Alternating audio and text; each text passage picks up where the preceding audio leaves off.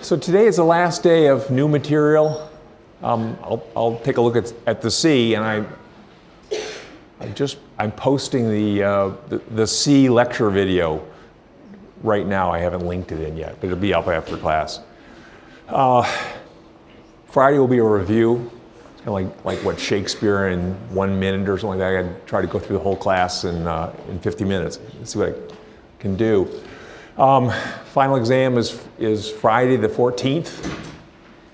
Take the old exams, learn from the old exams, and so on. I'll hold my office hours as usual through next Monday and Wednesday. I'll be there. Any other logistical questions? Tori? Is the final Hmm? Where is the final? The final exam's in this room, same as usual. It's 3 hours long for twice as many questions as on a midterm. So it's way too much time. There will be either no one here or 1 or 2 people changing right answers into wrong answers. So don't overthink the questions. Plan ahead. Know when to stop. All right. What time is the final? 9 o'clock. 9 to 12. All right. Anything else? Other questions? Okay. A couple things I left behind on music. Just wanted to drag them out because, well, I like them. The last problem set was just due. So there was a question about replacing all the air in a pipe organ with helium and how would it behave. Well, and in fact the pitch would go up. That's sort of an odd situation. You don't normally put helium in a pipe organ, but you do have temperature changes in the room. And so when a pipe organ, when the temperature in the room with a pipe organ in it changes, suppose it gets hotter, the air remains at atmospheric pressure, but its density goes down.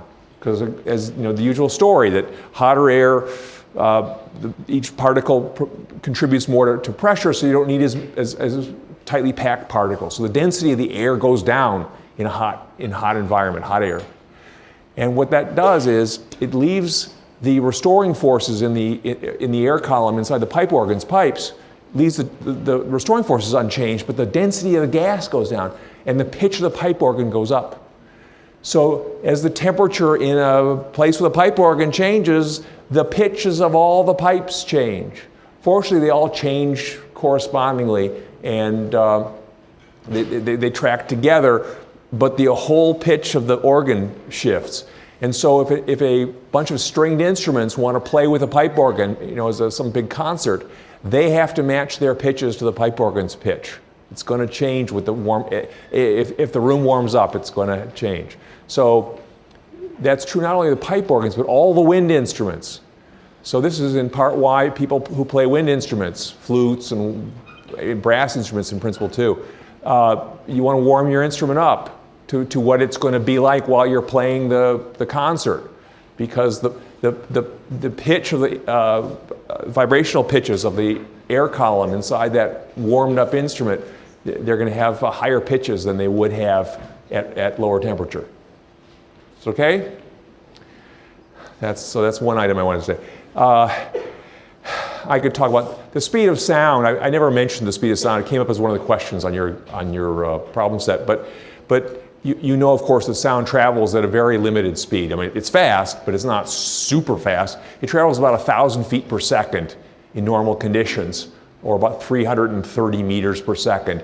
It does depend to some extent on temperature. The speed of sound, it involves the density of the air and the compressibility of the air, how easy it is to squeeze a volume to a smaller volume, how hard it fights.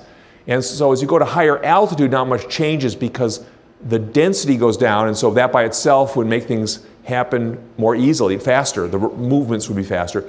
But at the same time, the compressibility of the air goes down as well. It's easier to compress the air when it's very low, light, fluffy stuff. So a lot of the air behaviors don't change with altitude, and including sound, the speed of sound stays. But if you replace the air with something that's got a very low density, like helium, the sound travels faster. It's not worth dwelling on, but just odds and ends about the speed of sound. Yeah, it's there. It's useful to know the speed of sound approximately. It takes 5 seconds to go a mile. if you haven't done this, next time there's a lightning storm, you can time how far away the lightning flashes are. Look for the burst of light, which of course arrives very quickly, traveling approximately the speed of light. And then you can listen for the thunder, which works its way towards you at 1,000 feet per second, and it takes 5 seconds to go a mile. So if it's 10 seconds between the flash and the boom, it's 2 miles away. Okay? All right.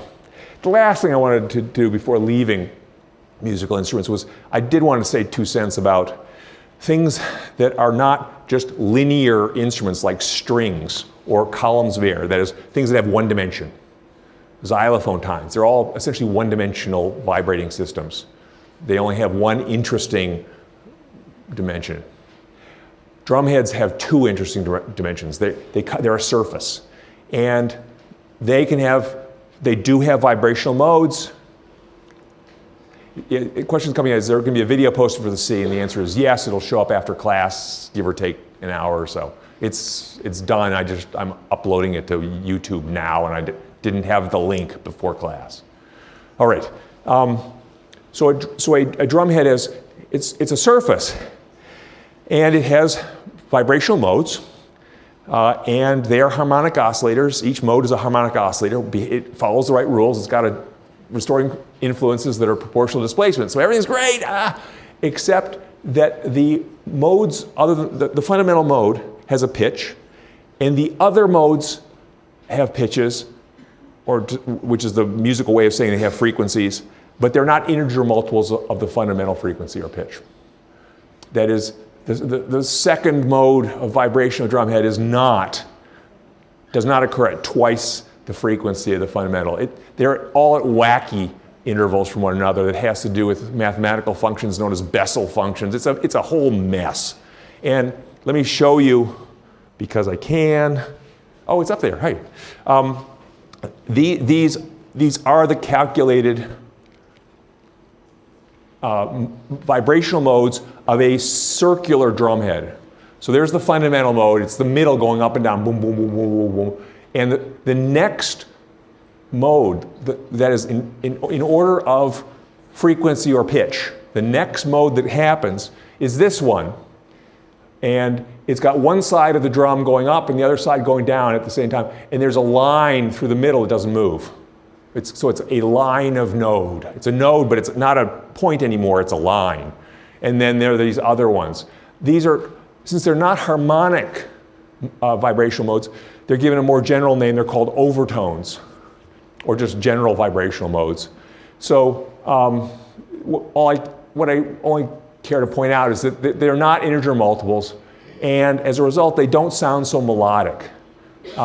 Most of the surface instruments are more percussion instruments than they are sort of tonal instruments. This mode, the fundamental mode, actually apparently damps out so fast, that is, it loses energy so fast that it's not a very important part to the sound of any drum except for the thump, just the boom, because it pushes the air so efficiently, compressing it, rarefying it, compressing it, just all the energy gets sucked out of it in a couple of cycles, and off it goes as kind of a pulse of sound with not a lot of tonal character to it.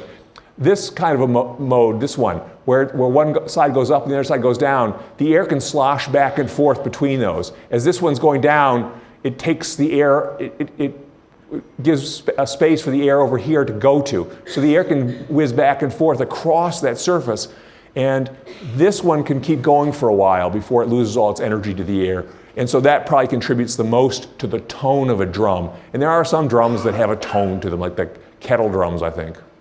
Or I've looked into this, I can't remember all these details, but some of the drums, there are some drums that have a pitch to them. And this is one of the major contributors to the pitch. So, okay, as ideas, we're okay? Let me show you the modes, not of a drum, but of a disc. Well, actually, we've got a square piece up there. What you're going to look at is this metal plate. And we're going to look down from that camera up there, and I'll put it up here. It's this camera. Poof, poof. Now, yeah, you're looking down on this. Here's my hand. Woo, okay? So It isn't a drum exactly, because it's not a membrane held taut by the edges. It's a sheet of metal. So it's got a stiffness to it. But nonetheless, it's a surface that has vibrational modes to it. It can deform in various ways, and the whole surface gets involved. And so it's got vibrational modes, each of which has a pitch and behaves as a harmonic oscillator. The whole works, is all good. And how can you possibly see them? Well, a way you can see them is by pouring sand or any little particles on it. The sand tends to pile up in the nodes, the places that don't move. The places that move, they just bounce the sand out of the way as they move up and down. The places that don't move, the nodes, the sand just sort of piles up there and sits. And so it will sit in the nodes. And in a two-dimensional vibrating system, the nodes aren't points the way they were on a jump rope. You know, a vibrating string has a note, when it's in its second harmonic going half up, half down, it's got a point that doesn't move, but it's a point. It's just one point on the string. On a surface that's vibrating around, the places that don't move often are not points, but lines. And so we'll see the vibrational modes. So I'll put the sand, colors are more fun. Okay, here's colors. Let's try colors first. Okay, so I'll put it out there. Obviously, it doesn't care where it went. Entropy determines that not all of it would fall in one spot, right? And now I want to turn up the, okay. So this actually has already been tuned to one of the vibrational modes. And it's got a sort of a squarish ring here as a mode. This is another node here. Because when you can see this, right? If I go to different frequencies, I should be able to get different modes. Let's see, that's 385. How about, let's go to, I'm going to try to go down to, go faster. I'm going to go to, I've got a cheat sheet of what the pitches are for the various modes of vibration. There ought to be a faster way to go faster, but I don't know it. Okay, we're getting close to the, there it is. Another vibrational mode. I'm rhythmically shaking it, and it's like shaking the jump rope that I did earlier. And whenever I shake it at just the right rate on the jump rope, we got energy, more and more energy to go into one of those vibrational modes. Same thing's going here. We put a lot of energy into this one vibrational mode, this one harmonic oscillator mode. There's got to be a faster way. Let's see.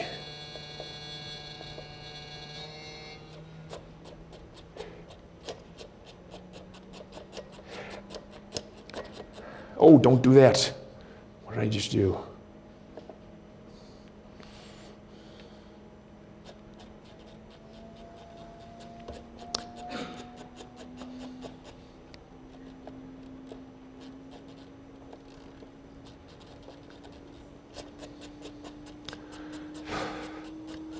Sorry it's taking me so long. I don't know the rules on this gadget. So here's the one we're coming up on the one that I showed you at first.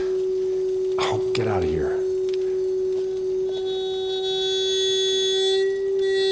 There's that one again. Let me go for the higher ones if I can get there. 714.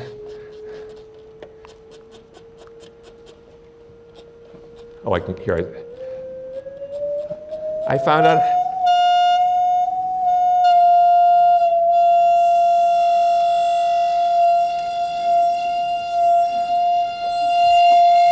More sand.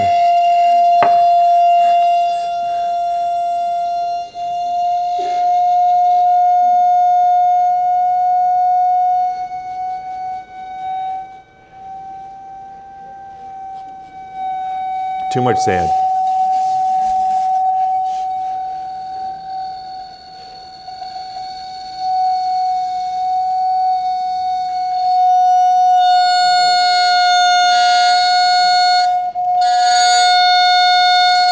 You get the idea. Let me try a circular one. Sorry, having fun at your expense. All right, let's try this circular one.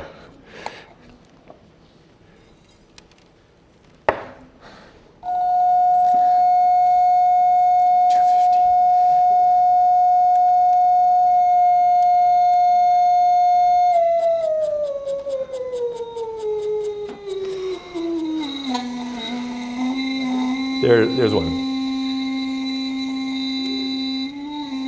And because it's a circular geometry, it's a circular mode. This is I don't know, it could be called used to be called the Mexican hat mode, where there's a ring that's going down and a middle that's going up like a sombrero, and then they reverse back and forth. Okay? That I'll stop. You get I hope the idea. Any questions about that? Why these shapes occur? They are these vibrational modes. Camera.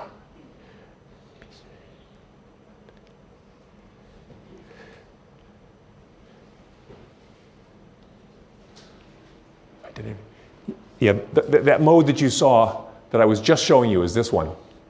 This is a mode of a drum head, so this is not maybe exactly the same as the mode of that metal disc, but it's very similar. Yeah, David? When you show sand and those, is that the sketch of the Bessel function? The question is, when I show the sand on those, is that the sketch of a Bessel function? This is actually a sketch of these are Bessel functions. For those of you who are mathematically inclined, this is way beyond the class.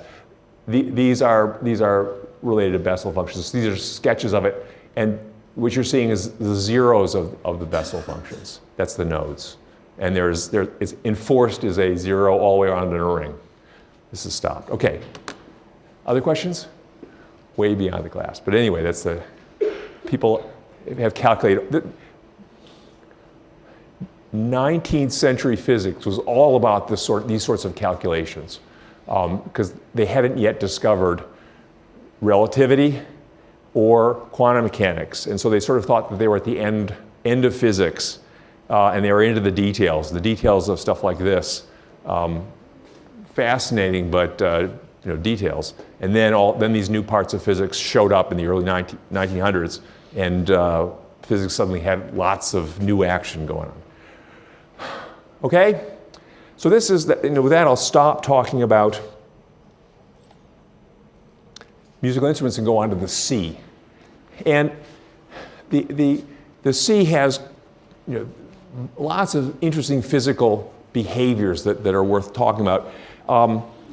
The three that come to mind are the tides and tidal resonances, and finally waves on the surface. So let me just they're in the lecture video, but I'll do some story about them too here now.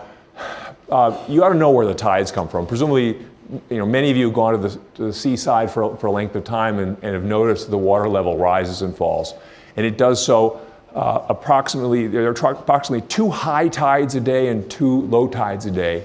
Where do those come from? Well, they have to do with the moon's gravity, by and large. The sun is also involved, but the moon is the major player. The moon's gravity has almost no effect on us, except in certain contexts like the tides. The Earth and Moon are orbiting one another, or rather they're orbiting their combined center of mass. I talked about how orbits work, right? That basically a satellite traveling around the Earth is in free fall. It's falling toward the Earth, but it's not hitting because it's moving sideways so fast that it keeps missing, and it ends up traveling in a circle or an ellipse, or there's other possibilities if it's going really fast. But the Earth and Moon are doing the same thing. They're falling towards each other, attracted by gravity. They're each experiencing equal but opposite forces, because of course Newton's third law applies here too. They don't hit because they're traveling sideways, and so they circle each other. The one with the least mass, that being the Moon, which has something like 1% of the Earth's mass, the Moon does most of the moving. The Earth is sort of wobbling a little around the center of mass, but it's pretty much staying put. So you can sort of think the Moon orbits the Earth, and that's a good, reasonable approximation. But the main thing is they're falling towards each other. Well, the Moon's gravity is stronger on the near side of the Earth than it is on the far side of the Earth, because gravity weakens with distance, according to it's proportional to 1 over the square of the distance between the two. So the near side of the Earth experiences stronger gravity from the Moon than the far side. And if everything could just fall like a bunch of the Earth were just a whole passel of balls, the balls on the near side would fall faster than the balls on the far side. Well, the Earth isn't just a big collection of balls. It's bound together by its own gravity, and not much can move significantly. However, the water can. And so the water bulges up on the near side of the Earth, the side nearest the Earth, nearest the moon. It bulges up. I guess you can think of it as it's trying to fall towards the moon at a greater acceleration than the rest of the Earth. It can't actually leave the Earth, but it bulges. When the battle of gravities is all settled, it bulges toward the moon. It can't actually leave the Earth. So you get a tidal bulge on the near side of the Earth. That is the side nearest the moon. So far, so good? Oddly enough, there is a second tidal bulge on the far side, on the side of the Earth farthest from the moon. I can bring up the picture of this.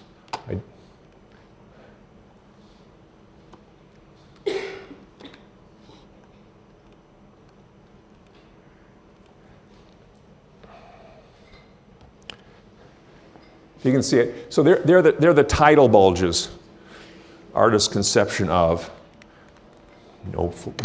One on the near side of the moon, near side of the Earth, one on the far side of the Earth. Why on the far side? Well, you can kind of think of it as the rest of the Earth is falling toward the moon, accelerating toward the moon, and the far side, the water that's the farthest away from the moon would accelerate more slowly if it could. It would actually be left behind by the rest of the Earth if that were possible. And the Earth's gravity prevents that water from actually getting left behind, but nonetheless it dawdles and it bulges up out on the far side of the Earth. Okay, so there are two tidal bulges on the Earth, one on the near side, one on the far side, and all the way around the middle portion, from the North Pole to through the back side of the Earth here and the South Pole and around. That whole ring has no bulge, or an anti-bulge. If the Earth weren't turning, that would be all there is. Just there would be a higher, the Earth's oceans, instead of being spherical, they would be kind of stretched out with a bulge on the moon side and a bulge on the opposite side. But the Earth is turning, and so the location of the bulges moves. It shifts, and that shifting involves the movement of water. Actually, the water has to flow to create the bulge. If the bulge happens to be over the tidewater area, or right out there, first off, tidewater would be experiencing high tide, because that's the bulge, of course, creates the high tide. And the water to create that bulge near Norfolk had to come from somewhere. It actually there had to be a net movement of water all across the Atlantic to try to build this bulge up.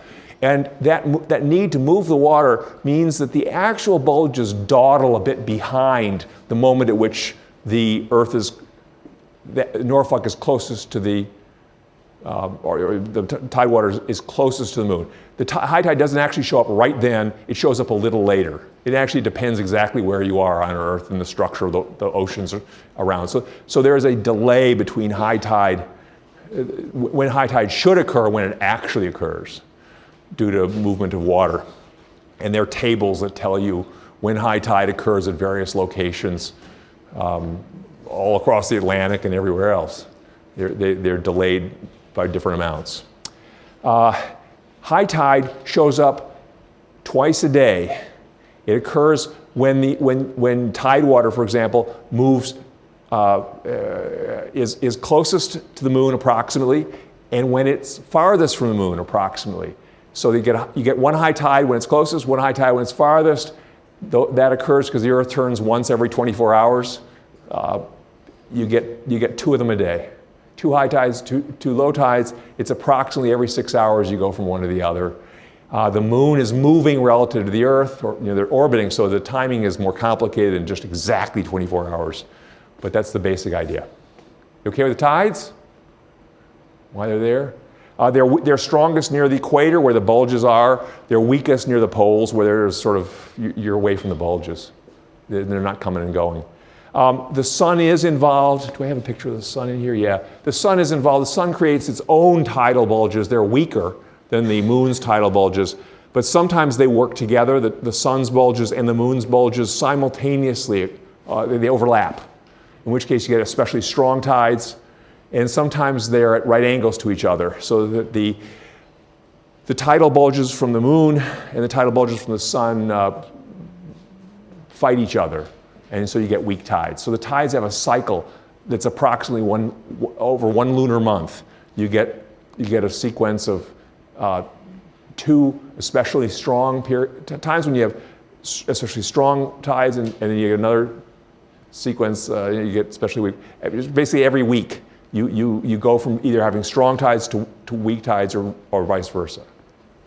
And it's just the fighting of these 2 tidal bulges. Okay? So that's the tides. How about tidal resonances? Well, so far nothing about harmonic oscillators or any rhythmic motions. This is just the celestial motions causing tides, which is interesting. But it's not the world of harmonic oscillators. Where do harmonic oscillators first show up? And let me not do this in, go away. The tides move water around. They cause it to flow around. And there are certain locations on Earth that have sort of confined bodies of water. They're not totally confined, or they're confined enough, but they can have sloshing motions in them. And the sloshing motions I have in mind are very similar to the ones that you have in a sink or in a bathtub.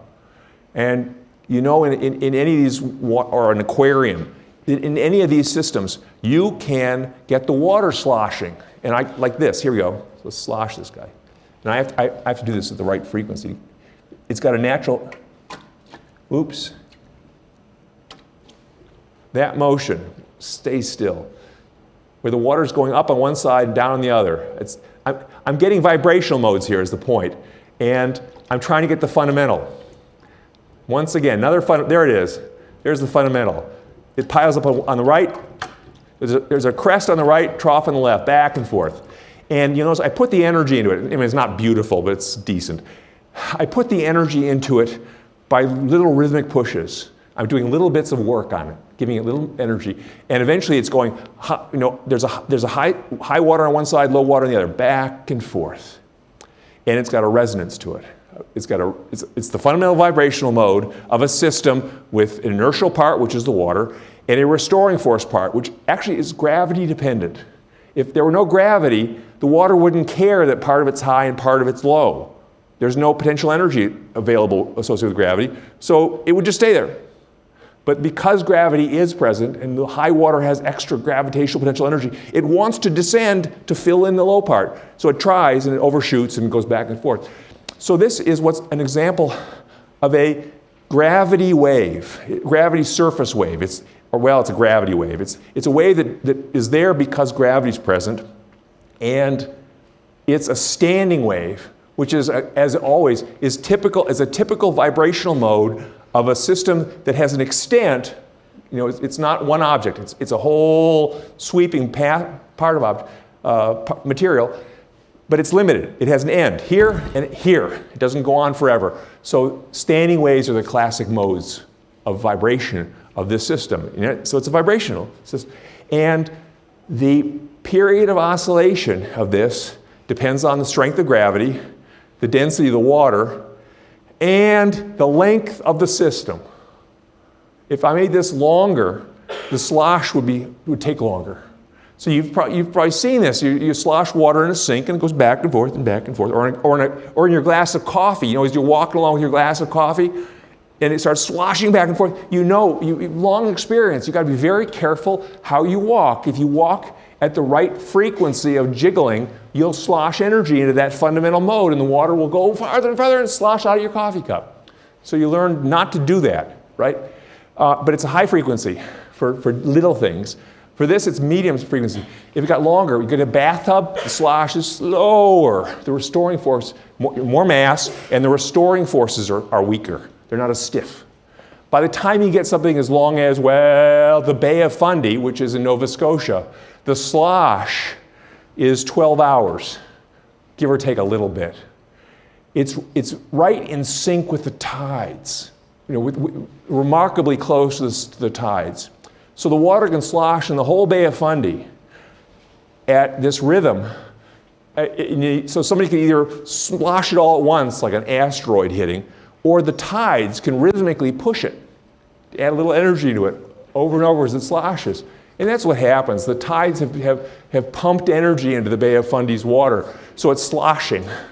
And the water at the end of the bay rises and falls dramatically, much more than the normal tides. It goes up and down like 20 meters. It's a huge monster tide, or it looks like a tide. It's a combination of the tides and a standing wave resonance. Is that okay? All right. Inside the tides, just to be complete here, the tides show up in any body of water. I mean, even in your bathtub, suppose, but very little, because they can't bring in enough water to really create the bulges and stuff. They can only sort of displace what they can work with. So the tides in small bodies of water, they're there, but they're tiny. Lakes have very tiny tides. Okay, that's tidal resonances. How about if we break out into the open sea? So get rid of these confined bodies of water and start working in the open sea. Now, if you've got an extended system like water and it goes on essentially forever, the classic vibrational modes are traveling waves. They move. And these are what you see whizzing across the water and breaking on the shore. And actually, before I forget about this, there are things to show you, having played with the sand. Let me show you waves on limited systems and waves on infinite systems, really mostly sort of on infinite systems. We'll start sending waves along. How to do this. First one to look at. So let me make sure I've set the context. The waves that travel along the surface of the water are again gravity waves. If there were no gravity, you wouldn't have these big breakers. The restoring force involves gravity, the weight of the water. They go along. They have some structure I need to tell you about. The basic modes of vibration are not a single wave, like a single crest. They're the whole structure. The wave is the structure. Remember the standing wave on a violin string that consists of the third harmonic? It's got 3 1/3 strings doing their motion. The whole structure is the wave, not just one little crest. Is that okay? The idea that the wave has many crests in it. It's that whole structure. And that structure moves in water. It has a wavelength, which is the distance between adjacent crests. And that wavelength distinguishes it from other waves that have more closely or more distantly spaced crests. The speed with which the wave moves actually depends on the wavelength. And to put that in context, the speed with which light moves in most situations doesn't depend on its wavelength. So all the light goes together. You blink a flashlight on, and even though the flashlight sends out waves that have many different wavelengths, they all travel together, and the pulse arrives at the same time when you blink your light at, I don't know, somebody in New York. They all go together. That's not perfectly true, but that's pretty close. Same with sound. When the whole orchestra that you're watching simultaneously plays one loud note, poof, all the tones, lots of pitches, the sound arrives at the back of the audience simultaneously. Sound travels, speed does not depend on the wavelength of the sound. Gravity, surface waves on water do depend on the wavelength. What does that mean? It means that the short waves that have a short wavelength, where the crests are close together, travel relatively slowly, and the ones that have their crests very far apart travel relatively quickly. It's a significant difference. The shortest waves, the little teeny things that occur on the surface of a cup of coffee, they are not gravity waves. The restoring force is not so much gravity. The big sloshes in a coffee cup, those are gravity. But the little guys, they have to do with surface tension in the water. The water is kind of like that surface has a tautness to it. that bugs walk on sometimes. And so it's kind of like a stretched balloon. And those are waves in that balloon, that surface. Different story. So I'm talking about the waves that are big enough to be gravity. The short ones travel slowly. The big ones travel fast. This is, incidentally, why tsunamis are so, one of the reasons they're so treacherous is they go really fast. Tsunamis are really long wavelength waves. They go hundreds of miles an hour, whereas the ones you're used to seeing travel at, you can walk with them or run with them. Tsunamis, we're talking about plane speed, airplane speed. It's okay? Questions? Okay, waves, show you waves. This is a system, set aside the water. I could have a swimming pool here and make waves, and I made standing waves, but we'll stop at that. This is a system that carries a wave.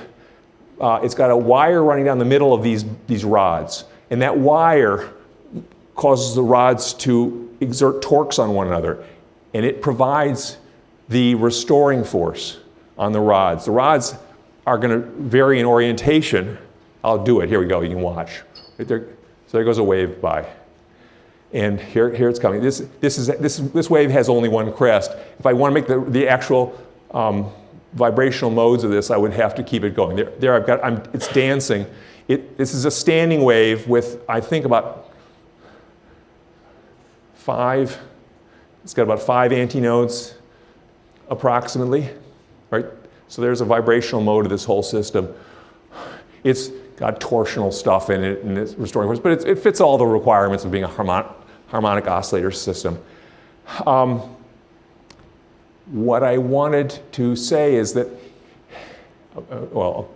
this is what's known as is that even a transverse wave? Let me show you a transverse wave.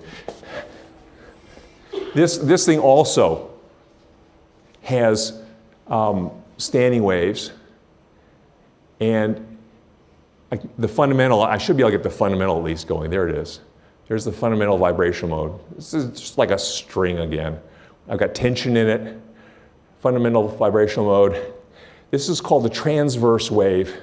Why? Because the structure of the wave, the crests are spread out horizontally. If I manage to get the third harmonic, which I won't even try, I'm not no good at it. I've done it before, and it's just a mess.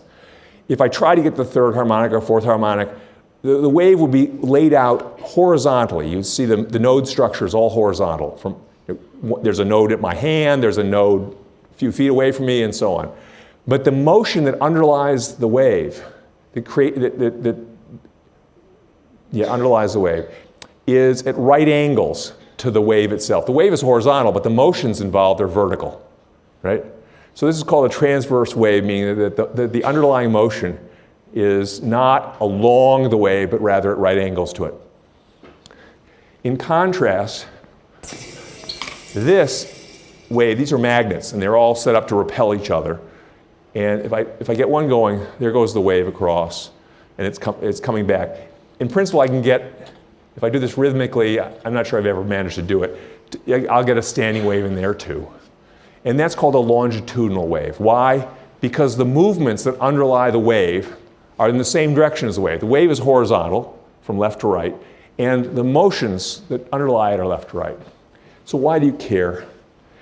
Because some systems are, these are illustration systems, but real systems, some of them are transverse and some of them are longitudinal. Sound, for example, is longitudinal. When I clap my hands, I'm creating pressure waves, rising and falling density. The motion of the air is toward you and away from you as the sound travels toward you or away from you. The motion of the air that underlies the wave is in the same direction as the wave itself. That's longitudinal. Some of the other waves, earthquakes send waves through the earth, and the wave may travel from a fault here to a city over there by way of a motion that's vertical, up and down. So there's a ripple in the Earth's surface that's up and down, and up and down, and up and down, and it gets to. That's a transverse wave.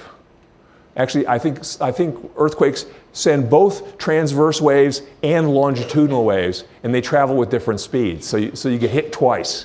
I forget which one shows up first, but the longitudinal wave and the transverse wave travel independently.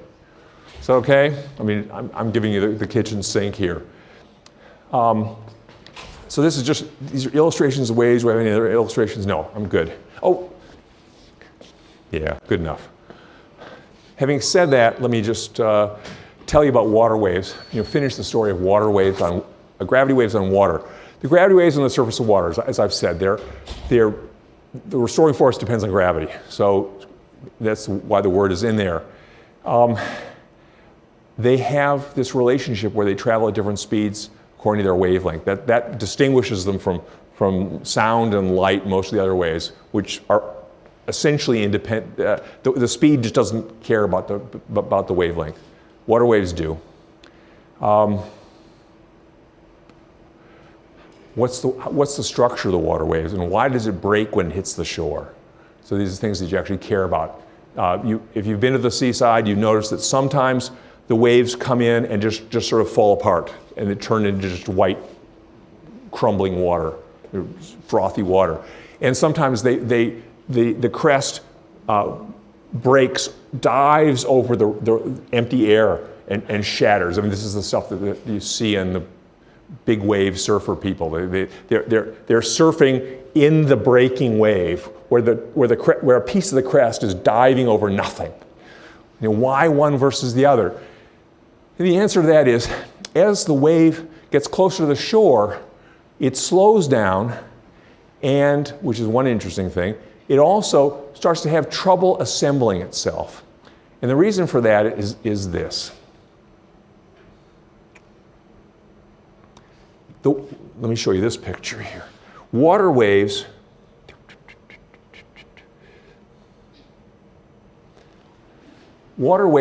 are built out of local water. The water doesn't move along with the waves. So as crests go by, this pattern of crests goes whizzing by. You're out there in a boat watching, and the crest goes by.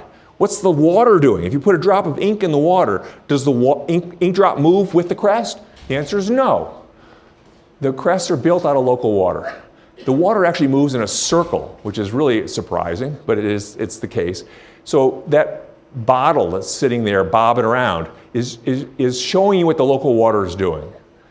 As the crest goes by, the bottle circles, and it moves with the crest at the top, but against the crest at the bottom as it does that circle.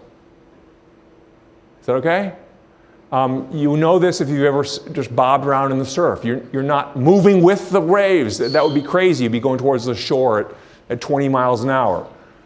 Instead, you do this circling motion with the water too. And that circling motion doesn't go all the way to the bottom of the sea when it encounters the ground. It has to stop somewhere. You can't circle the sand at the bottom of the beach, bottom of the ocean front. And so there's a depth. There's a depth to the circling. So that circling motion is there to build the wave crests and wave troughs. But it gets weaker as you go into the water deeper and deeper. And after about a wavelength, or in this case, we're talking about half a wavelength, there's no longer any circling. So near the surface of the water's going around in a circle as the wave goes by. But if you start, hold your breath and you go under the surface, the deeper you go, the less circling there is. And the circling basically dies off at about half a wavelength below the surface. So the wave has a wavelength like this, crest, crest. By the time you get down to about here, the circling's gone. And so this would explain to some extent why fish might want to swim down half a wavelength below the waves, so they're not like traveling in a circle all day. All right? Well, that means that the wave is oblivious to the bottom, to the bottom of the water, as long as the bottom of the water is more than half a wavelength away from the surface. So if the water's deep enough, if the water's deep enough, the circling motion doesn't even notice that there's something down there. But as you get closer to the shore, the circling motion eventually begins to notice that there's a bottom to the water. And it notices when the water gets shallower than a wavelength or so for the wave. And when that happens, the circling gets distorted. And among the things that happen are the wave slows down. So the waves that were working their way across some body of water and are approaching the beach. So you're there on the beach watching the waves come at you. When they're way out there, they look kind of gentle undulations, no big deal. But as the waves get closer and closer to the shore and slow down, the distance between the crests decreases because they slow down and they bunch up. Because imagine, the crests keep coming, but they're going more slowly. You have to pack more of them in the same distance. How can I argue exactly why they bunch up? It's not trivial. But they do bunch up. And so they look more threatening. So when you look out at the water and it looks like those waves that are coming in there look significant but not very scary. And when they get close to you, they look scary because they have bunched up and the steepness of their faces, the drop from the crest to a trough, it's steeper now than it was way out there because they've bunched up. And so that effect is real. It's not your imagination that the waves are getting steeper. They are getting steeper because they're bunching up. First of all, so they bunch up and they slow down, and that has interesting effects on which direction they travel, that I won't do. But what I will do is as they get still closer to shore, eventually the circling motion just can't work anymore. And one of two things will happen, depending on how rapidly the water gets shallow. If it gets shallow very gradually, the circling motion eventually just sort of dies away, and you get just frothing water, just crumble. The water at the shore where it's just white water, the wave crest just sort of collapse into churning water, and presumably most of you have seen that. If the water gets shallow abruptly, very sudden loss of depth, then the wave crests, that circling motion, which are trying to build, the circling motion is trying to build the crests.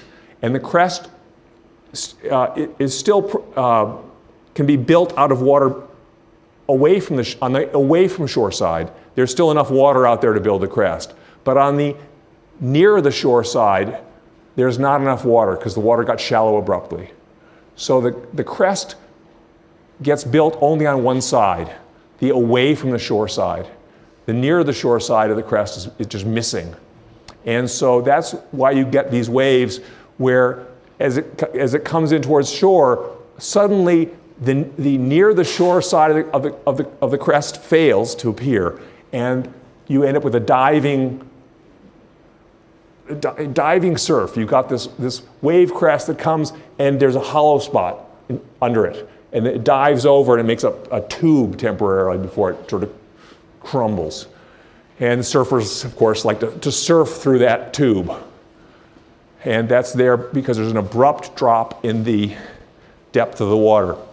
So when surfers go looking for places to surf, on one hand, they want high amplitude waves, and so they want bad weather offshore. But they also care about how the water gets shallow towards shore. If they want it to get shallow abruptly at about the right place to cause the diving surf that they can then ride. All right, with that then I'll call it a day on the sea, and we'll do a review on Friday.